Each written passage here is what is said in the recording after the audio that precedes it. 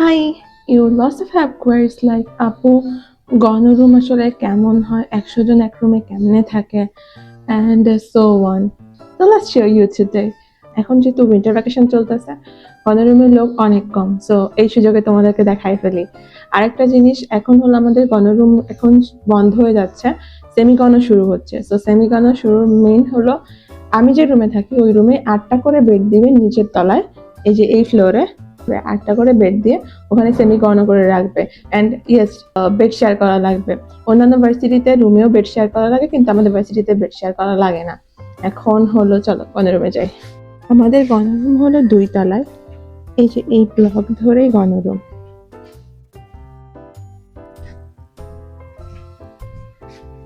গাছগুলো সুন্দর হয়, এখানে অনেক গাছপ্রেমী মানুষ থাকে। এখানে হলো যারা গণরুমে থাকে তাদের বালতিগুলো রাখে এখানে নিয়ে যায় গোসল করার সময়। গণরুমের দরজা সবসময় আটকানো থাকে যাতে বিড়াল না ঢুকতে পারে।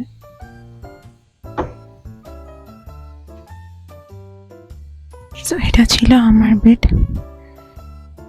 এই জানলা দিয়ে বাইরের ভিউটা অনেক সুন্দর।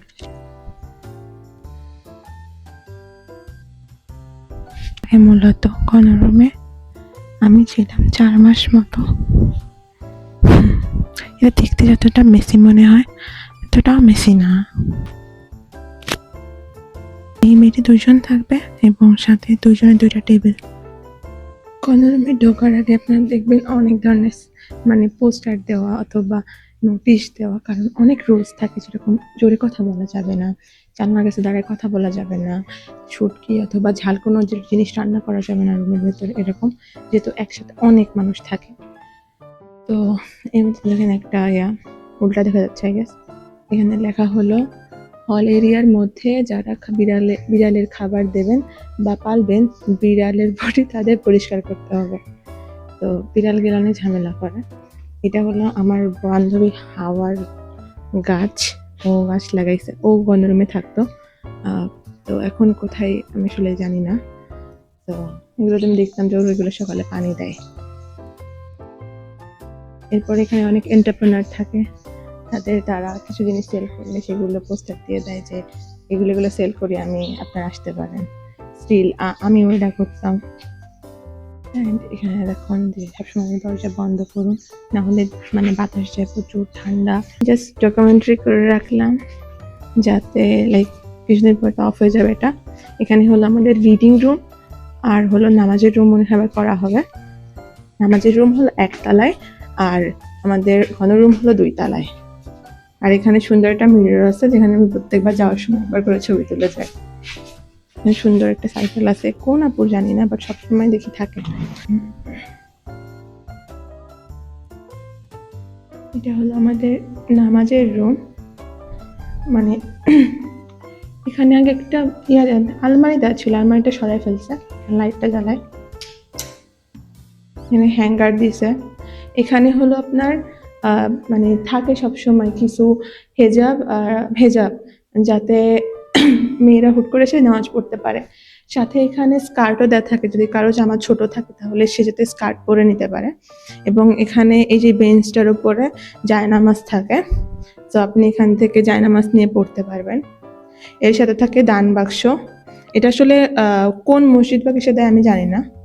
আর এই টেবিলে পুরোপুরি কোরআন শরীফ থাকে, তো এখান থেকে নিয়ে আপনারা পড়তে পারবেন।